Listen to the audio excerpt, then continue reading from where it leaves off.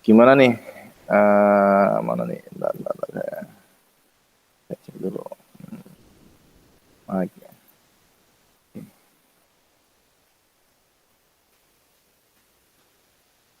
oke, ya.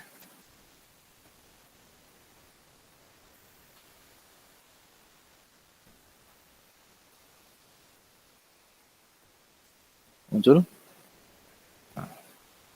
Muncul ya. Tes, muncul ya. Muncul, Pak. Oke. Baik. Kemarin kita udah belajar tentang manajemen dan navigasi ya, seperti itu. Dan kita di pertemuan 4, kita sekarang manajemen user dan grup. Kira-kira sampai pertemuan ini Anda sudah mulai terbiasa menggunakan Linux atau gimana? Intinya sih sudah punya gambaran atau masih apa ya, masih istilahnya belum bisa move on dari Windows. Ya, apapun itu paling enggak ini salah satu menjadi apa ya, penambah pengayaan dalam hal Anda sebagai orang telekomunikasi ya. Dan trennya nanti kan apa namanya, kita harus bisa mengoperasikan operating system selain Windows seperti itu. Nah, dari kuliah kampus Merdeka ini artinya dengan skema independen belajar, nanti kan goalnya adalah Anda bisa lulus sertifikasi Huawei kan, seperti itu kan. Nah, Anda sudah pernah ataupun sudah punya gambaran tentang sertifikasi Huawei?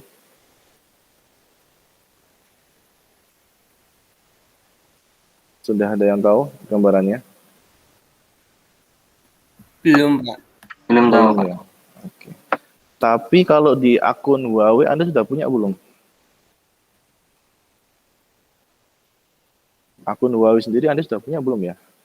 Sudah, Pak. Sudah daftar akun-akun Huawei sebelumnya. Oke, terus di situ ada sertifikasi, intinya ada, kalau Anda jelajahi ataupun Anda explore itu, ada bagian menu sertifikasi seperti itu, sudah pernah diintip-intip?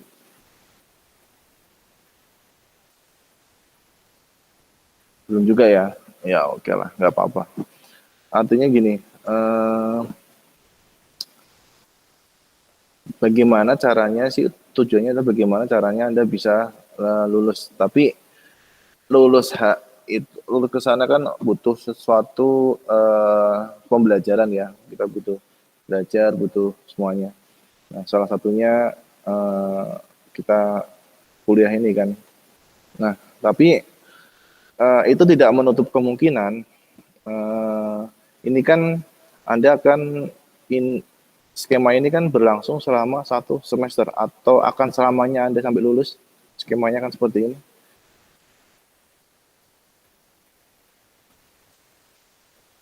Halo? Skemanya nih 1 semester atau Anda sampai lulus? Skema MBKM biasanya per semester, Pak. Oh, berarti semester depan Anda belum tentu seperti ini. Iya, Pak. Tapi untuk yang sudah masuk ke semester akhir mungkin bisa jadi untuk semester akhirnya dia skemanya MBKM gitu, Pak. Namanya MBK. Oh, oke, enggak. Baik-baik. Saya soalnya belum terlalu paham itunya, skema seperti apa.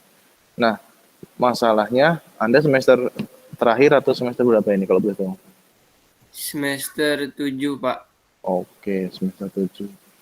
Artinya di sini ini adalah semester terakhir Anda ya? Seperti itu bukan? Atau nanti ada semester 8 atau Iya, gimana? Pak. Mungkin bagi beberapa orang berbeda-beda, Pak. Ada yang udah sempro dan semester 7 tinggal akhir semesternya. Mungkin di sini juga ada dari semester yang semester 5 yang adik tingkat gitu, Pak. Oke. Berarti ini kondisinya sudah sempro apa belum? bagi beberapa orang termasuk saya ada yang sempro, ada Enggak, yang kalau Anda sendiri sudah sempro belum?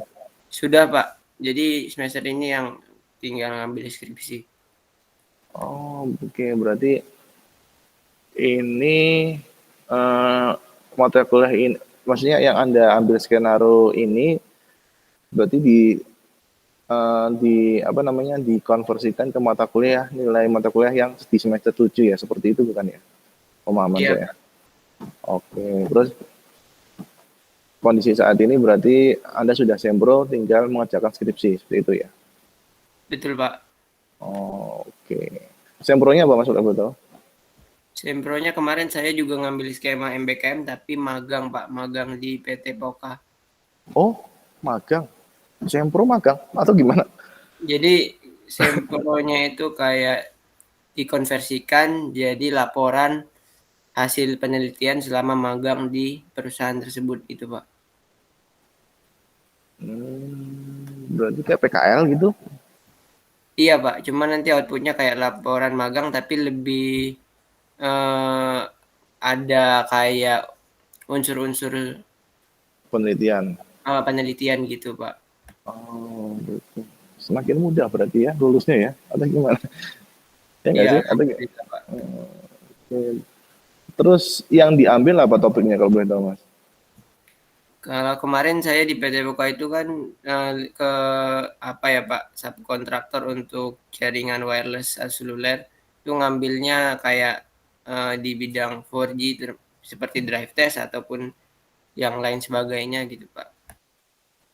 Ya berarti nggak ada relasinya sama Datacom ya? Ya nggak sih? Atau gimana? Iya Pak, nanti untuk skripsi beda lagi nanti topiknya gitu Pak. Gimana? Skripsi beda lagi? Iya Pak, skripsinya ngambil dari Datacom ini, sempronya ngambil dari eh, yang kemarin itu. Oh, begitu. Secara umum kan biasanya sempronya kan ya yang kamu semproin ya nanti kan yang kamu sidangin di skripsi itu kan biasanya kan?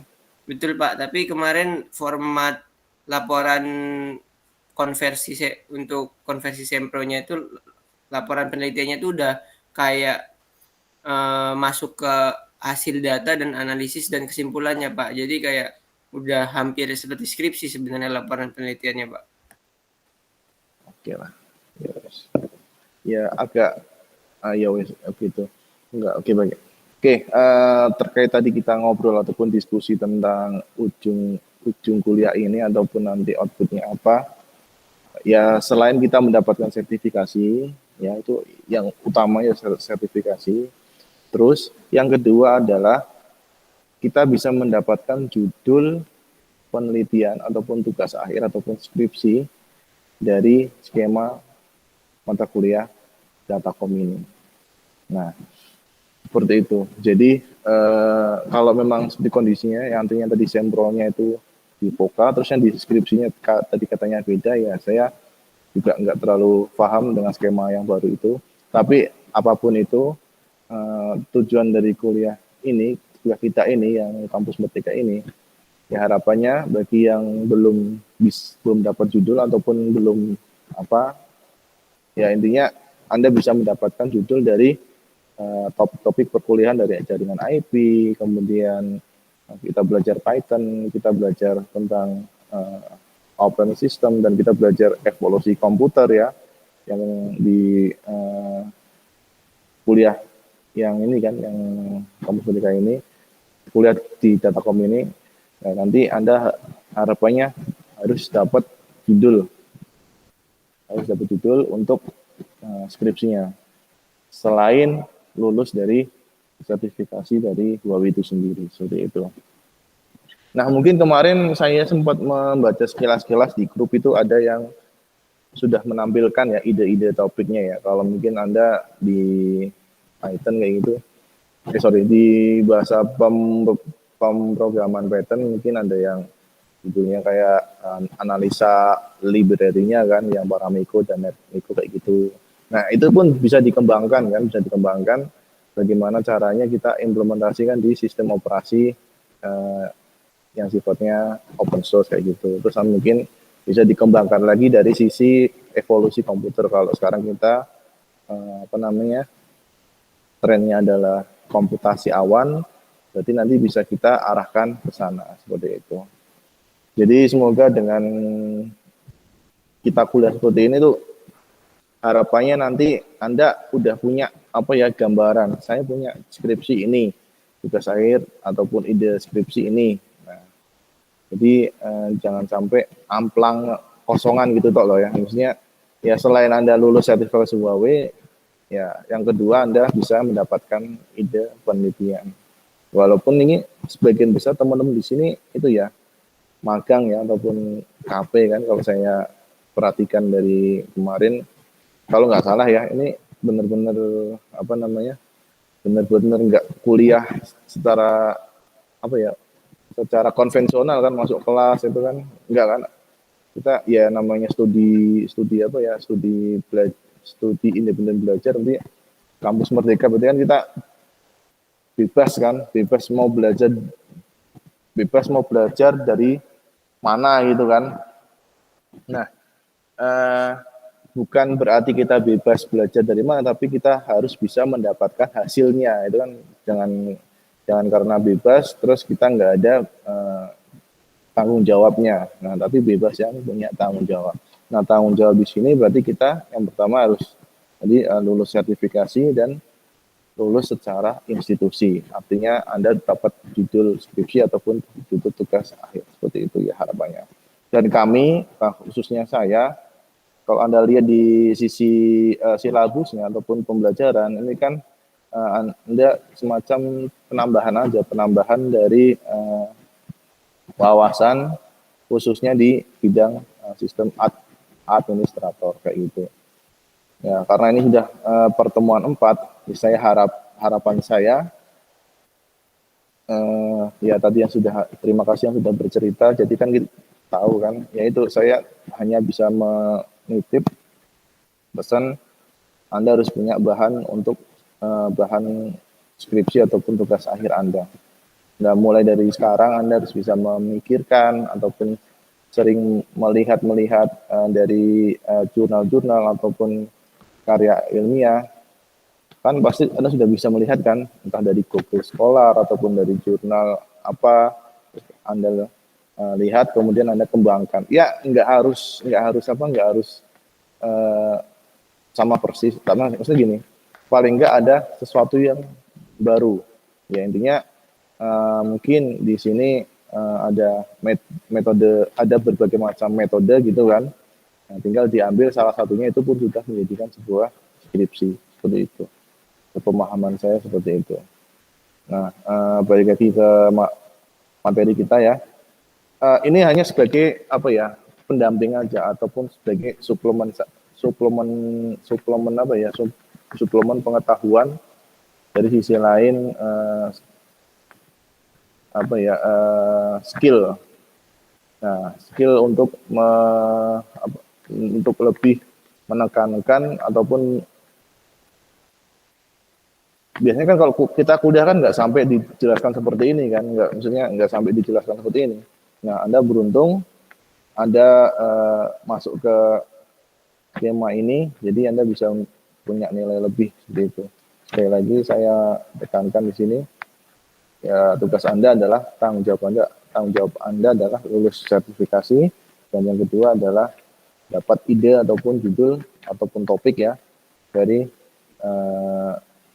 kita mengikuti perkuliahan kampus Merdeka ini, seperti itu.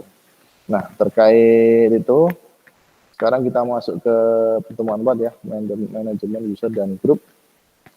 Ada yang sudah mendownload materi yang di sini belum ya?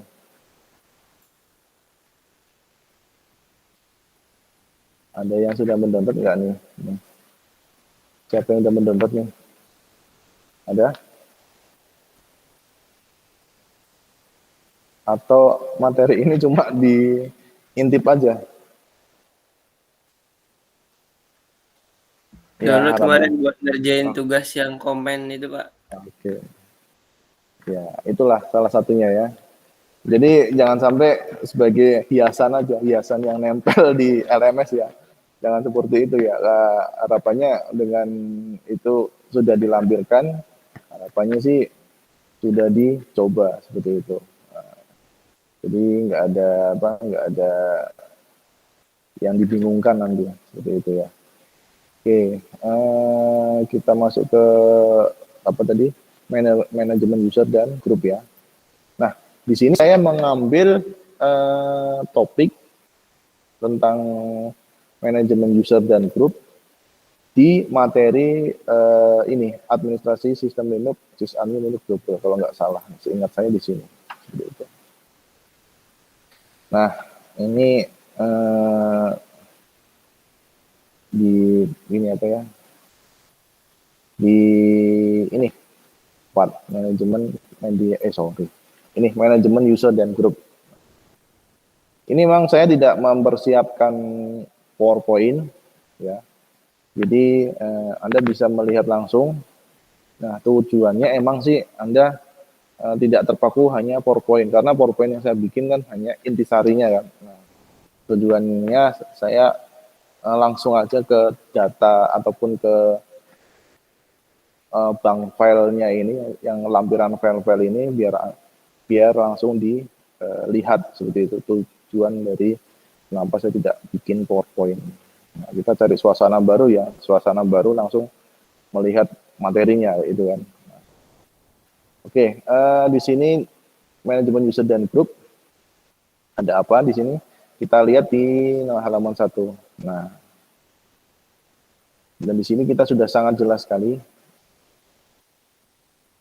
Nah, berarti kalau kita berhubungan dengan manajemen user dan grup, berarti kita memanage siapa-siapa saja yang bisa ya intinya istilahnya kita memberikan user pada sistem kita, khususnya operasi sistem Linux ini, dan bagaimana nanti klasterisasinya ataupun groupingnya nanti akan seperti apa, gitu ya. Oke. Nah, nanti di situ kalau kita sudah melihat, kalau kita sudah punya beberapa user, kita sudah punya beberapa pengguna, baiknya kita bikin grup untuk ya salah satunya untuk sisi keamanan, kemudian aktivitas gitu kan, maksudnya aktivitas tindak lanjutnya ataupun tingkat dari hak aksesnya antara user ini dan user lainnya, apakah sama, apakah nanti akan dibedakan seperti itu. Ya sama halnya dengan kita menggunakan Windows. Windows ini kan ada bisa ditambahkan beberapa user kan.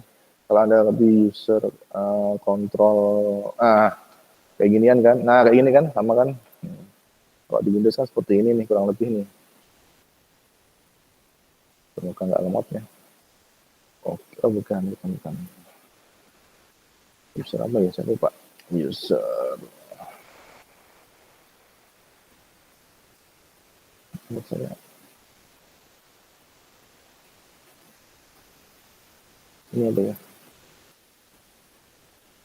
Oh bukan, ini kan cuma apa namanya, bagaimana untuk mengontrol aja, dalam artian kapan harus di strict ataupun diketatkan atau kapan dilonggarkan seperti itu. Intinya kita di sini ada beberapa user. Kalau yang saya gunakan di sini ikutnya apa ya, administrator ya, ya itulah. Nah, di sistem Linux pun sama, ada yang pengguna langsung ya, ataupun tamu mungkin, ataupun ya intinya banyak sekali user-user yang bisa digunakan. Nah, caranya gimana? Ya dengan mendaftarkan nama loginnya seperti itu. Terus kalau misalnya user itu memang sudah tidak digunakan ataupun ada sesuatu yang sifatnya merusak ataupun tidak bikin situasinya aman, dalam artian user itu membahayakan, nah bisa jadi kita melakukan pembekuan ataupun ya istilahnya ya bisa di-delete ya, bisa dibekukan aktivitasnya, intinya ditutup, ya dibekukan kan, tidak boleh masuk lah, intinya seperti itu. Nah, kemudian kalau misalnya kita punya beberapa grup ataupun divisi, kita bisa membuat grup baru, pembagiannya, terus pengaturan direktorinya, hukumnya seperti apa, kayak gitu ya. Kemudian bagaimana treatment dari file-filenya, file apa saja yang boleh diakses oleh user siapa saja gitu kan. Intinya ya semacam uh, analoginya mungkin seperti ini. Apa ya? Mungkin di rumah gitu kan. Di rumah itu kan isinya ada beberapa kamar gitu kan. Ada kamarnya orang tua, ada kamarnya anak gitu kan. Mungkin ada kamarnya pembantu seperti itu kan. Nah, ibarat kamar itu tuh kan semacam user-user yang ada di operating system kita kan, seperti itu. Nah, setiap kamar itu kan pasti ada kuncinya kan. Setiap kamar itu ada pasti ada kuncinya dan kuncinya itu dipegang oleh pemilik kamar kayak gitu kan. Kemudian kalau misalnya kita sudah pegang kuncinya, berarti kan kita yang boleh masuk kan. Nah, kita boleh masuk ke dalam kamar itu ataupun kita boleh memberikan kuncinya kepada orang yang kita percaya. Konsepnya seperti itu kan. Karena di dalam kamar itu kan mungkin Anda menyimpan barang berharga, Anda menyimpan uang kayak gitu kan. Nah, barang-barang berharga dan uang bahkan mungkin HP ataupun elektronik itu kan semacam file-file kan. Nah, maka dari itu file-file itu kita amankan. Ibarat kata tadi kan benda berharga kita amankan dan hanya orang-orang tertentu saja yang boleh membuka ataupun boleh mengaksesnya kayak gitu kan. Jadi kamar orang tua hanya boleh diakses oleh orang tua, misal privilege-nya seperti itu. Kemudian kamar anak bisa diakses oleh anak dan orang tua, nah, misal kayak gitu. Kalau kamar pembantu ya mungkin hanya pembantu saja kan, ataupun yang punya rumahan, tapi si pembantu itu tidak boleh punya akses ke kamar orang tua, misal seperti itu, gitu ya. Jadi gambaran manajemen user dan grup seperti itu ya. Ada pertanyaan nggak atau ada diskusi? Kemana ya? Nah, dalam sistem lindung nama login dapat diberikan pada user biasa, misal kayak gitu tadi kan, user biasa. Kemudian aplikasi kita mau login, kita bisa menggunakan nama kita, misalnya di SQL, Gmail ataupun Squid, kayak gitu kan. Nah, kalau MySQL tentang database, Gmail itu tentang surat menyurat. Kalau yang Squid, ada yang pernah dengar Squid? Aplikasi apa? Squid bikin Squid Game ya, apa? Yang lagi booming itu apa? Yang dari Korea itu apa namanya? Squid Game bukan ya? Yang lagi tren dulu apa namanya? Bukan itu ya.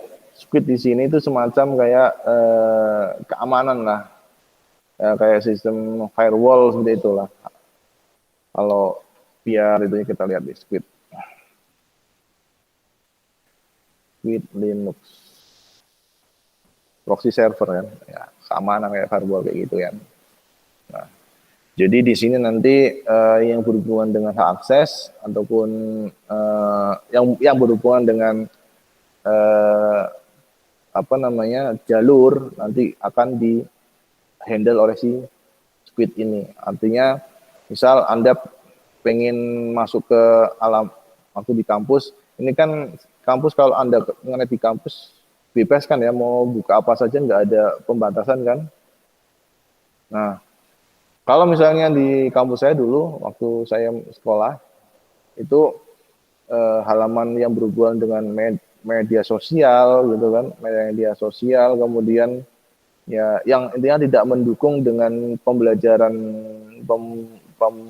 kampus akan diblok seperti itu. Nah, itu dilihat dari IP-nya, IP dari si IP DNS dari si webnya. Ya kalau kita tahu media sosial di Facebook gitu ataupun apalah ya, Friendster gitu kan. Nah, itu udah nggak bisa. Artinya diblokir dari sistem Squid-nya kayak gitu. Nah, apakah kita putus asa dengan kondisi tersebut? Ya biasanya kan kalau yang namanya apa ya, yang namanya kita dibatasi pasti kan ingin tahu lagi gimana caranya biar bisa lolos nih. Nah, ya kita bisa menggunakan bypass proxy-nya, kita bisa menggunakan VPN, tunneling dan lain sebagainya gitu kan. Untuk apa? Untuk membypass si Squid-nya itu tadi. Nah, itu tentang Squid ya. Oke, kemudian mana tadi? Mana ya? Oh ini dia. Nah, kemudian device contohnya LP, kemudian service, cron dan FTP. Ya. Kemudian di sini ada tujuan bernama login memberikan identitas jelas kan, karena kita setiap orang punya identitas masing-masing seperti itu. Nah, biar nggak keliru ataupun tahu ini punyanya siapa, ini apa ya, biar tahu identitas masing-masing, kita berikan nama ya kan. Gitu ya, kayak mungkin di kamar tadi kan, di analoginya rumah, ada kamar, mungkin kalau di kos-kosan ataupun kontrakan, kamar 1 punyanya siapa, kamar 2 punyanya siapa gitu kan. Nah seperti itulah, semacam identitas saja kayak gitu. Oke. Kemudian jika kalau misalnya kita menggunakan user sakti ataupun super user, artinya root, nah kita bisa mengekspor sampai detail-detail. Tapi kalau pengguna user biasa, ya kita hanya sebatas itu saja, seperti itu ya. Kalau ingin lebih dalam, kita membutuhkan password autentifikasinya untuk melakukan pekerjaan-pekerjaan di dalam sistem tersebut kayak gitu. Nah, salah satunya kayak gini. Pencatatan user dan grup, ini udah di Red Hat, ini Red Hat itu ya Debian ya induknya, tapi ya mungkin hampir sama kayak di di Ubuntu seperti itu. Nah, nanti tugas Anda coba isinya apa file ini ya di Linux Anda ya, isinya apa? Ada tiga contoh directory, /etc/passwd, kemudian /sudo, kemudian group. Nanti Anda coba hasilnya seperti apa ya. Seperti biasa nanti tugasnya akan saya lampirkan di LMS seperti itu. Oke.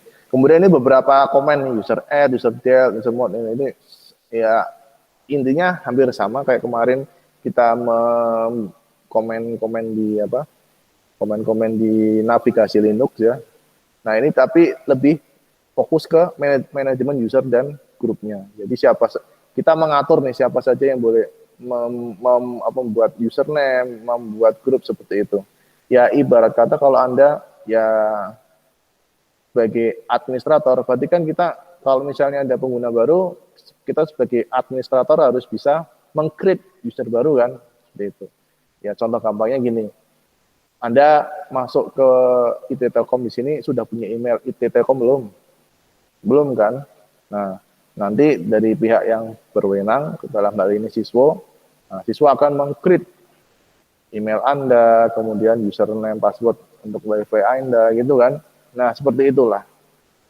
Artinya memberikan ataupun meng-create user sebagai interaksi ataupun sebagai administrasi di kegiatan perkuliahan, seperti itu.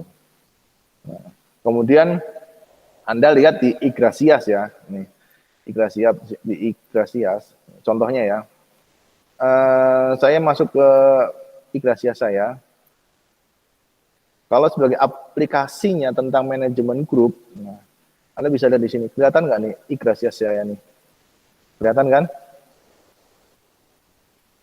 Di sini ada grup pengguna, dosen wali, pegawai, dan subjek koordinator. Nah, setiap ini beda-beda isinya, panel-panelnya beda-beda. Sama halnya juga yang di sini. Nah, grupnya ini juga beda-beda nanti. Grup ini, grup mahasiswa nanti akan seperti apa, terus bisa sampai apa saja seperti itu. Jadi punya privilege masing-masing, punya hak akses masing-masing seperti itu. Nah, itulah gunanya sysadmin untuk mengatur gitu.